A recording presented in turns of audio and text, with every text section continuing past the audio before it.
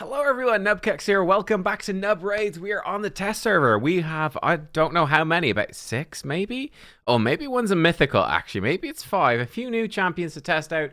So let's dive in. By the way, my lighting's a bit weird.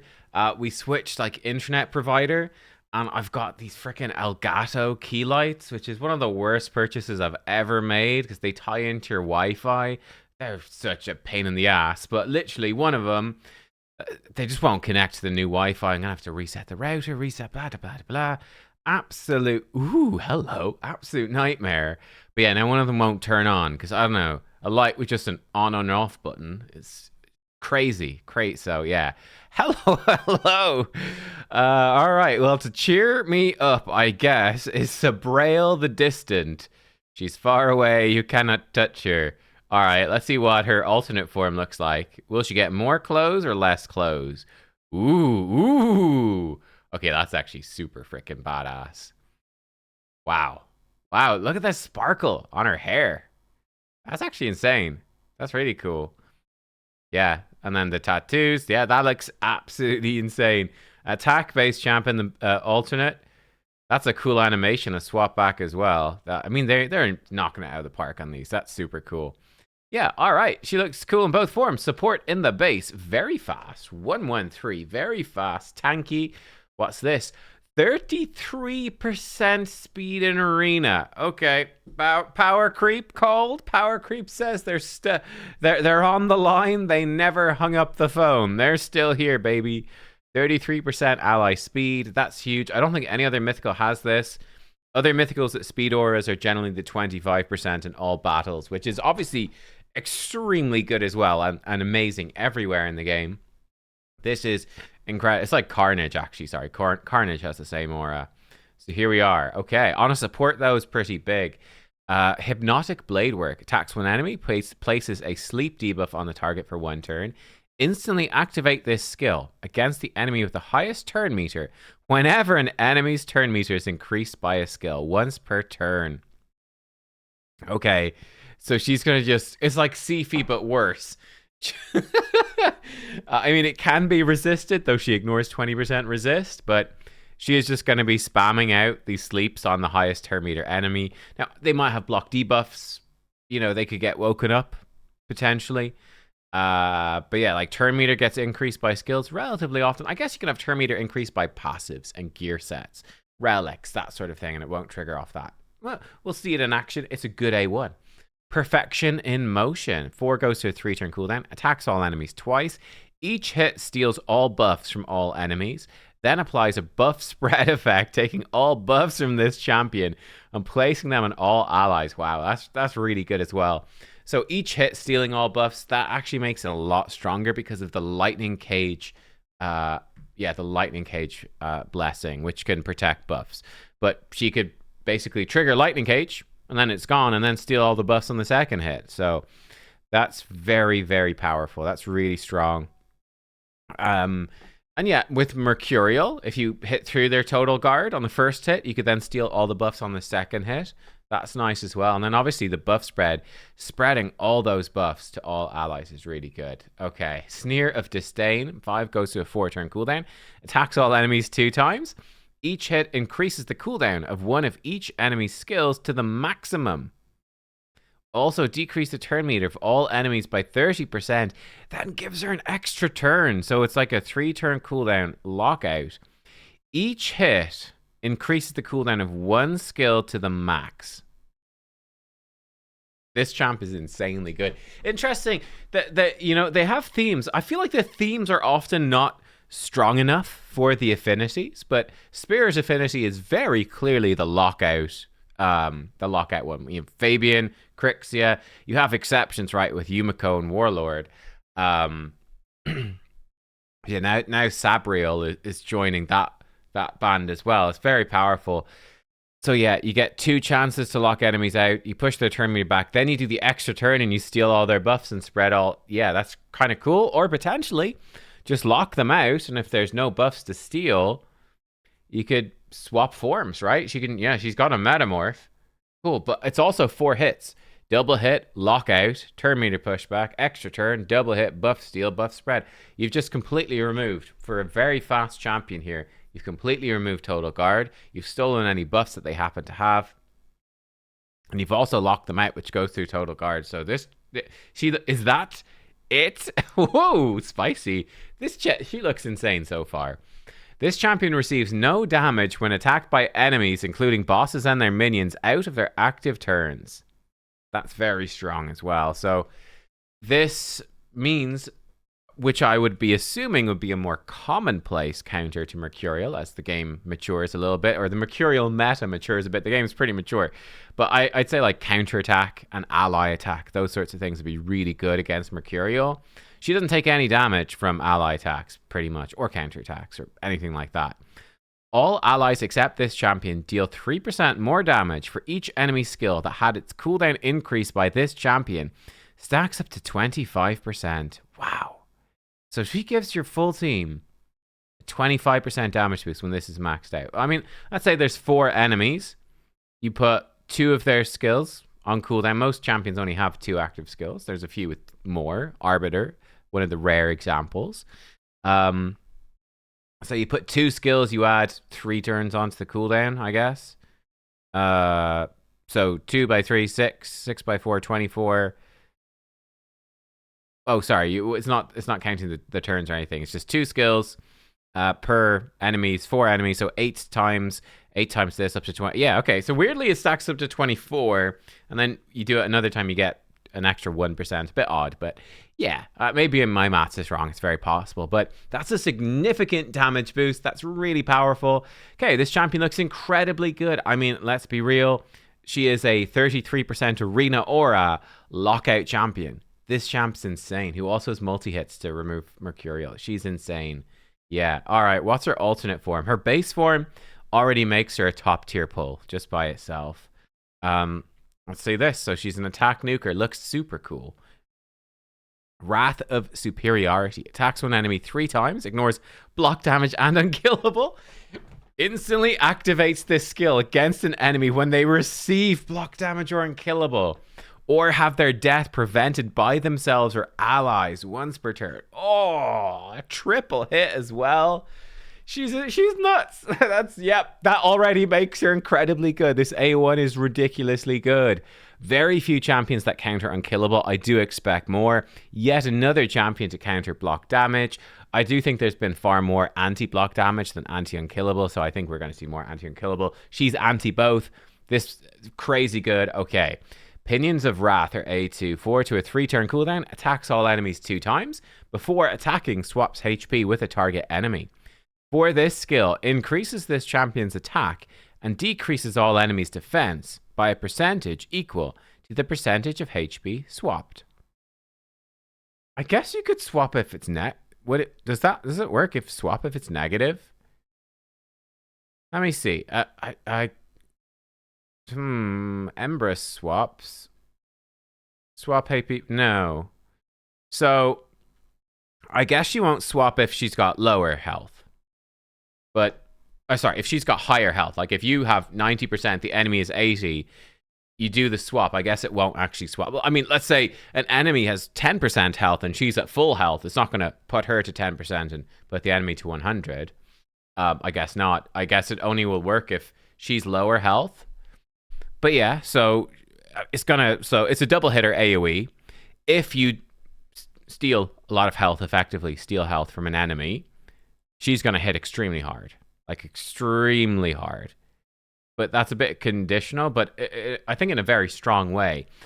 I feel like when this hits hard, it's really going to hit hard. So you have to be careful about having her on low life. Let's see if she's any way to make that happen.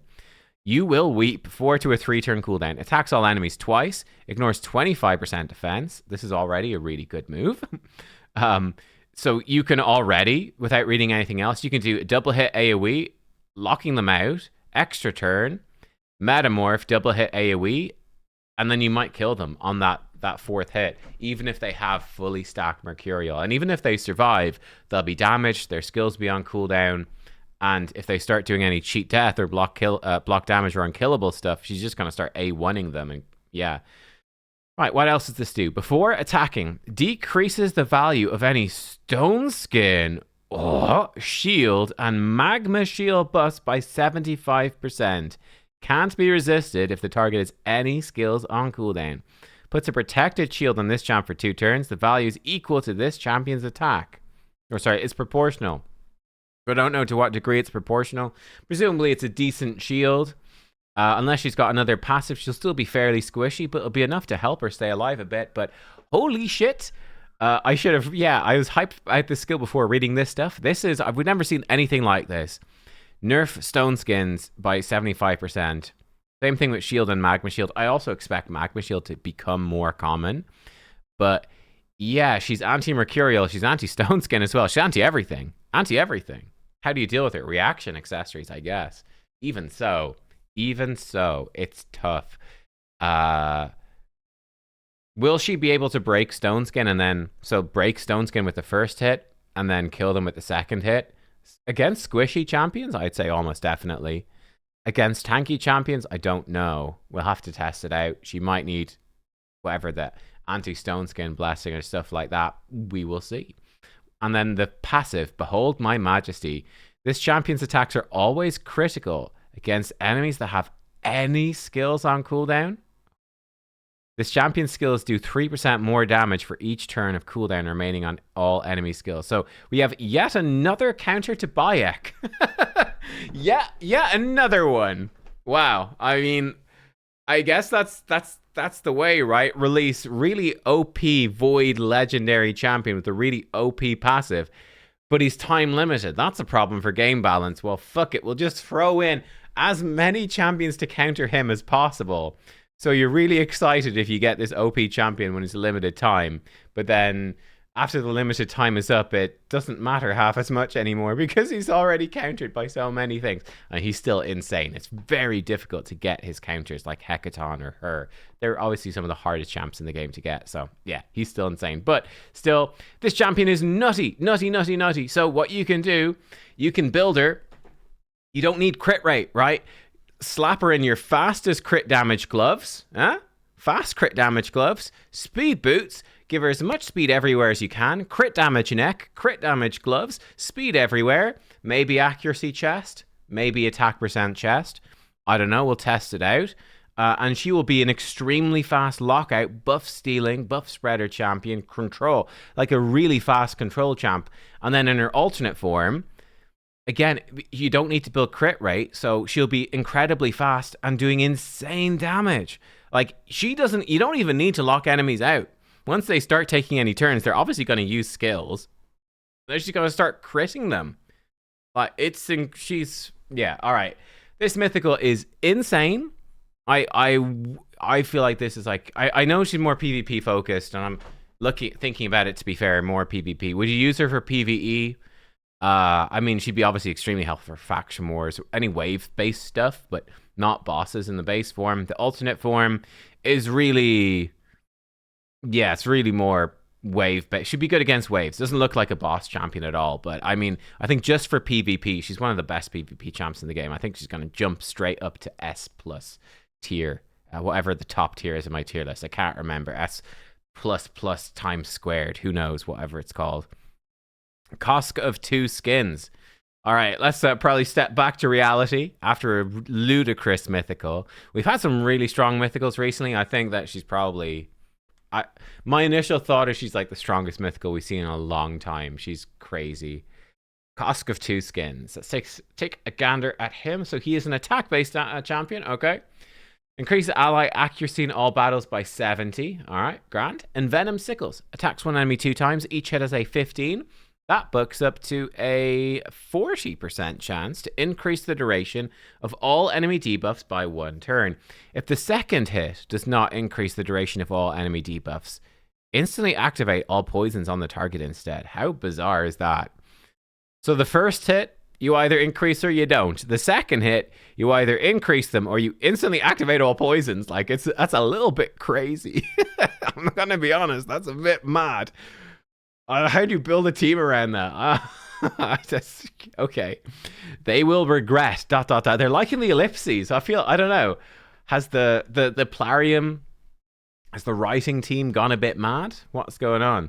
They will regret ... Attacks one enemy 2 times. So 4 to go into a 3-turn cooldown. Before attacking, puts an increased accuracy buff in this champ for 2 turns. The first hit, 75 going to 100% chance to place poison sensitivity and 2 poisons for 2 turns.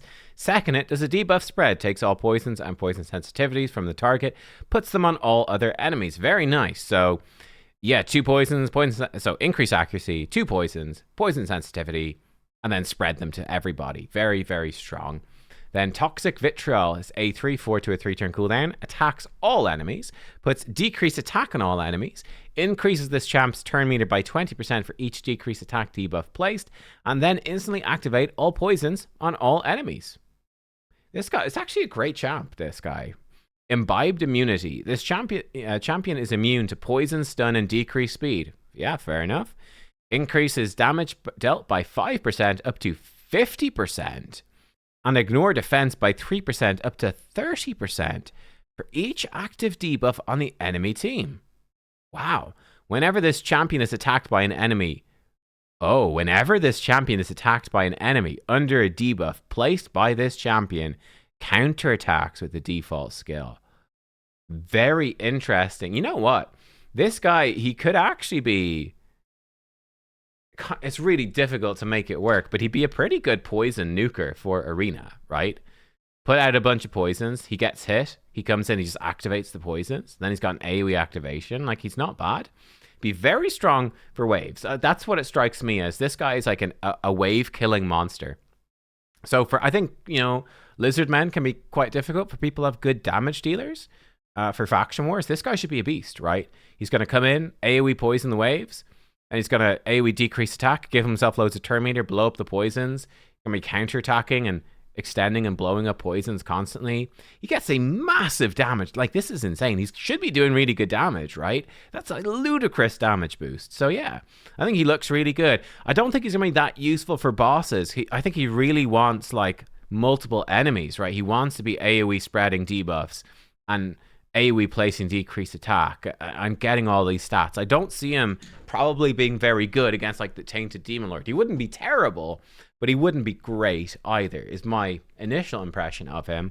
I think more for wave content or bosses with multiple enemies in them, in the fights. That could work too. But yeah, kind of interesting.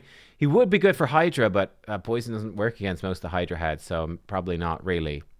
So yeah, interesting champ. Okay. We have Sylvan Watcher. All right. Baerd the Broad. He's pretty broad. You know, the funny thing about this guy, this axe is actually it's actually a pretty realistic size. But, like, we're so used to fantasy stuff that you're like, God, that axe is tiny, man. How would you kill anyone with... Imagine someone swung that fucking thing at you. You'd be shitting yourself, man. But yeah, in fantasy world, you're like, what? His axe isn't like twice the size of him. It's obviously no good. He looks cool. All right, I like him. Doesn't have that much of a Sylvan Watcher vibe. Like, what's all the metal? Metal's very unusual. I'd say there's very few. Maybe if Estelle has some metal. Oh, she does, but it's like sort of lacquered or whatever. Looks more natural, but I don't know. Yeah, not that many of them are too metallic-y. I guess they do have... No, I take it back. They do have metal, but it's not like... It's sort of painted. Where's he gone? Where's Baerd? Over here. This guy, he's got like more just raw metal. So it sort of stands out to me. He looks more like a Bannerlord, I would say. He looks very sort of... I mean, he also has a Sylvan vibe, but I mean, if this guy was in the Bannerlords, I wouldn't be too upset either. Right, he's a defense-based champion, no real damage stat, so I guess he's more of a support. Fierce Friend, attacks one enemy, puts a continuous heal buff on this champion and the ally with the lowest HP apart from him for 1 turn. Simple, decent. Thieving Axeman, 4 turn goes to a 3-turn cooldown, attacks one enemy 3 times. First hit has a 75 to 100% chance of stealing all buffs from the target. Second hit transfers all debuffs from this champion to the target. The third hit does a debuff spread, taking all debuffs from the target and putting them on all other enemies. I also think, by the way, I think we had another champion here today that was doing a debuff spread, maybe. There are relatively few champions that do full debuff spread, actually. You'd be surprised. A lot of the older champions you would think about of spreading debuffs often only spread 2 or something like that. There's relatively few that spread all debuffs. Michelangelo is a good example of one who spreads everything. It's actually a little unusual. So that is kind of nice. Buckland's Strength. His 5-turn cooldown goes to a 3-turn cooldown. His A3 here. Attacks all enemies. Puts a provoke debuff on all enemies for 1 turn. Has a 75 going to 100% chance to place Pain Link on all enemies. Ooh. The Pain Link debuff reflects 45% of the inflicted damage. Also puts counterattack on this champion and the ally with the highest crit damage for 2 turns. That is interesting. So he's going to counterattack and put out some heals. I mean, it's fine, but nothing too crazy at all. Yeah, getting counterattack on your highest crit damage champion is nice, but against waves, you provoke them, they're not going to get hit, but it could still be good. I'll be honest, I get very confused with Pain Link. It's a weird debuff. The default scaling is terrible, and it does almost nothing. And then it needs sort of custom scaling. Okay, so the default scaling, I think, is just 15%. So you basically reflect 15% of the damage back. He's doing 45%. So my understanding of it, his Pain Link is 3 times stronger than the default Pain Link, which is obviously, well, it's 3 times better than the default Pain Link, right? It's way better. Way better. So this actually could be pretty okay. Could be a decent amount of damage. Yeah, kind of interesting. He's not screaming out as a good... Pain Link is sort of useful. There's a Chimera trial. I mean, his kit's pretty garbage for Chimera. I mean, I guess you get counterattack and some healing, but I don't know, man. Not really a Chimera champ, but... Disciple of Podrick. Whoa, Grand Oak Podrick. He's his disciple. Let's go. Heals all allies by 40... I wouldn't say... Is Baerd... I wouldn't associate Baerd as being a very Irish name. Feels more Scottish or something. I don't know. I could easily be wrong, though. Heals all allies by 40% of any damage dealt to this champion. Okay. At the end of his turn, puts increased defense on him for 1 turn. All right. And he's got defense in all battles 30%. I think he's okay. I mean, certainly the AoE Pain Link, that's 3 times stronger than the default one, is really interesting. And look, a 3-turn cooldown AoE Provoke is decent. This move, the full debuff spread is decent. Bit of healing. He seems okay. Yeah, I don't know. He feels like a sort of like B plus sort of, you know, he's cool, but nothing too exciting, I would say for him.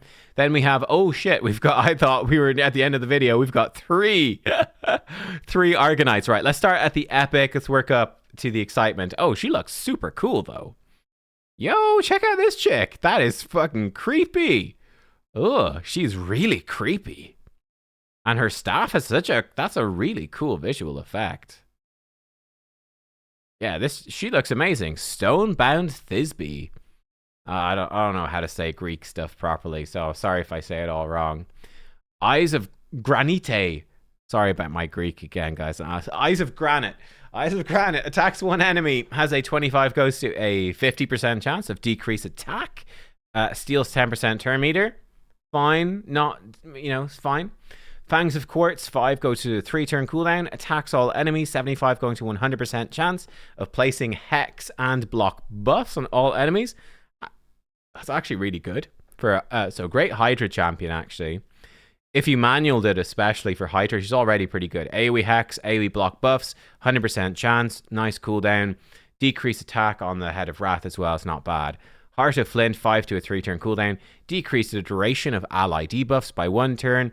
Heal allies by 15% max HP. Fill turn meter by 20%. I mean, she's a solid enough epic. Heir of the Gorgoa. Allies deal 10% more damage to enemies under debuffs placed by this champion. That's phenomenal. Okay, great. And then accuracy in all battles 40. She's a great epic, actually. Lovely epic. Yeah, nice effect here. Healing, turn meter boost, reduce debuffs a bit. AoE Hex and block buffs, gives your team a 10% damage boost, decrease attack A1, bit of turn meter steal. Good epic, not an insane champion, but a very solid epic. Could certainly be helpful for a lot of players. I can't remember, I don't remember what the fusion is. We don't have the fusion on the test server right now. Hopefully by the time the embargo lifts and the video goes live, hopefully she'll be there. There were some bugs and stuff. I don't remember how they said we would get the fusion.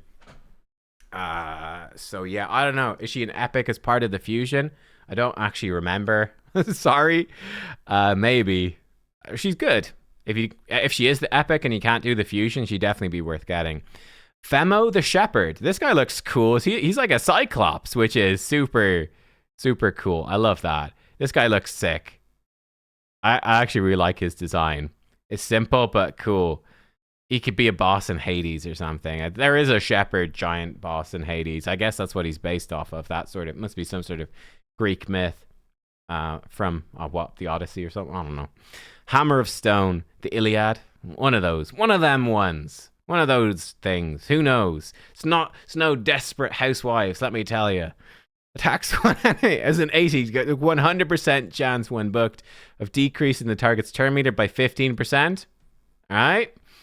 Fine. Good Shepherd. 5 to a 3 turn cooldown. Actively places a increased defense buff and a shield buff on all allies for 2 turns. The value of the shield proportional to this champion's defense. These buffs are protected if there's any dead allies when this skill is used. Okay. Is this like mixing in some Christian theology as well with Greek mythology? Oh. Good Shepherd, and yeah, if someone's missed. Okay. Yeah, all right. So it's could be a big shield. What's the passive? Instantly activate this skill whenever an ally is killed. That's great. Okay, and then the typical, if there's duplicates, it doesn't work, and it doesn't put it on cooldown, works when it is on cooldown. So the standard stuff you would expect. That's actually great. So look, anybody dies in your team, this should have no cooldown, the passive. It just happens every time. Yeah, every time someone dies, you get a protected shield. That's cool. Yeah, and it gives increased defense to make it scale more. That's nifty. Smash and Stomp, 4 to a 3 turn cooldown. Attacks one enemy, 75 going to 100% chance of stun for 2 turns, and a 75 going to 100% chance of fully decreasing their turn meter. If the stun was successfully placed on the target, then attacks all enemies except the initial target. Has a 75 going to 100% chance of placing stun on all enemies for 1 turn, and has a 75 going to 100% chance of decreasing their turn meter by 25%. So, wow. It's actually really strong as well. Like, if you land that first stun, fully push their turn meter back, 2 turn stun, then AoE stun and turn meter pushback on a 3 turn. That's really nice. I think his A1 is a bit underwhelming, but my gosh, his A2 is cool. That passive is great. And then his A3 is fantastic as well. Vengeful Quest increases defense by 3% up to 30%, and his max HP by 5% up to 50% for each stun debuff successfully landed by this champion. Allies are immune to stun debuffs while under shield placed by this champion's Good Shepherd skill. That's really nice. And then defense in all battles 30%. This guy's going to be an absolute monster for Faction Wars hard. Like, oh my god, like AoE stuns and turn meter pushback. Shields, and like if anybody dies, protected shields, spamming him, turn meter pushback for bosses. He stacks up stuff. Like, yeah, really good. He sort of wait. I don't think he's really that good for PvP. Yeah, like I don't see it. Not amazing for PvP, and like obviously not really good for any bosses. He's really like wave-based content. So we're talking like Grim Forest, Cursed City, Faction Wars hard.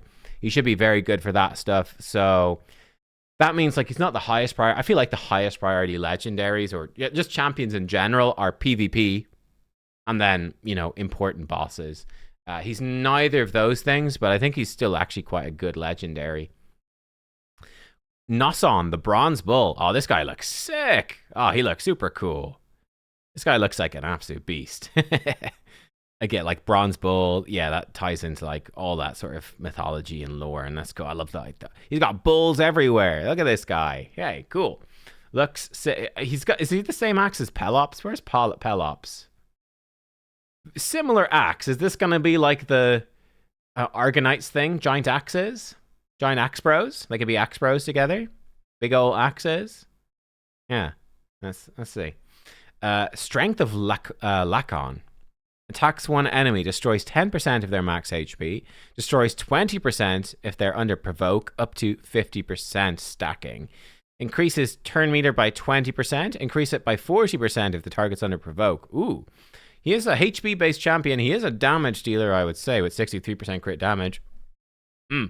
Interesting. It's a significant turn meter boost. So presumably he will have provoke and counterattack. Let's see. By the horns, 4 goes to a 3-turn cooldown. A lot of damage booking on this. Attacks one enemy, ignores 50% defense, and any stone skin buffs if this champion's max HP is greater than the target. Right, so he will just... He's a HP nuker. He's got 23k base HP. Like, he will perhaps struggle with some other HP nukers, but for the most part, he's going to be ignoring 50% defense and Stone Skin. He's probably going to kill people under Stone Skin fairly easily. If the target is killed, instantly activates the hard-earned confidence skill. If they survive, heal all allies by an amount equal to the difference between the target's current HP and max HP. I think it's unlikely in Arena that they will survive, to be honest. Unless they're super tanky, in which case it's a huge heal. I do think for like boss fights and stuff, though, that could be quite useful for PvE content, where it's much harder to one-shot stuff. He's going to give you pretty juicy heals, which is nice. Actually, there's one thing there for any PvE content, whereas in PvP, it's very likely his max HP will be higher. In PvE, it's almost impossible, if not impossible, in anything difficult whatsoever, to have more max HP. Enemies in PvE, like waves and bosses and stuff, have loads of health. So he's going to lose out on the 50% ignore defense. So that's a huge damage loss. So yeah, he's probably PvP. Let's see. Harder and confidence. So this is the one he activates for free if he kills someone with the A2. 4-turn cooldown. Straight up 4-turn. Attacks all enemies. 80 going to 100% chance to place. Provoke on all enemies for a turn. Ignores 50% resist if their max HP is lower than his. And counterattack in this champ for 2 turns. All right, so there we go. Provoke and counterattack. What did I say? So, yeah, all right. Let's feel the passive then. Or look at the passive. Is that all you've got? Enemies under provoke debuffs do 50% less damage. Nice enough. They'll be only doing an A1, but it's still okay. Allies do 20% more damage against enemies under provoke. That's very nice. And then the typical... duplicate rules, 80 accuracy, in Arena. Yeah, all right. Yeah, cool. So, not amazing, I'd say, against Mercurial. Like, he's got counterattack, but he only has a single hit A1, a single hit A2. He has a single hit AoE as well here. I mean, he doesn't seem spectacular against Mercurial. Not the worst, but not great. I would think, but very good against Stone Skin meta, right? You come in, nuke someone with Stone Skin, provoke anyone who's vulnerable to provoke. They could have block debuffs or Stone Skin or Total Guard, mind you. But yeah, he still gets an AoE nuke and he gets counterattack. And then his counterattacks are giving him turn meter, potentially lots of turn meter to cycle back to stuff, which sort of makes up for the fact. I think that the free activation on his A3 here, if you get it, and all the turn meter he's getting from the counterattacks sort of makes up for this being a longer cooldown. He seems like quite a solid arena nuker. He doesn't seem insane, but there are relatively few good HP nukers, and there's relatively few HP nukers that are force affinity. Like if you didn't buy Predator is obviously ridiculous with his passive. That's a whole other thing. But you know, you might not have many, if any, good. Like I mean, let me just take a quick look. Like if I want to, well, let's just go in general. Like if I want to go in with force affinity damage. Okay, you've got Empress would be the most obvious example. And then I've got some other mythicals that you may not have. But I've got Predator. Apart from that, it really falls off, actually. Like, you know, Tholen and Raphael, like, they're usable but not, you know, insane. Like, Raphael is more so for a turtle team. He can be good. Yukimasa's decent. Like, there's actually very few. Sanguine Maria is very good, I would say. You've got Nishak, you've got this. I don't obviously have every champion in the game, but what I'm trying to say is there's relatively few good force nukers, and Empress certainly you can definitely get, right? Predator is now permanently unavailable. Yeah, so having a good force affinity HP nuker, actually quite useful. So I think this guy looks pretty solid. He doesn't look like he's the best of the best. And I'm concerned a bit about how he will fare against Mercurial, but I think he looks pretty good. So there you go. Let me know what you think about all these champions. I mean, the obvious best, like this one is obviously the best. She's ridiculous.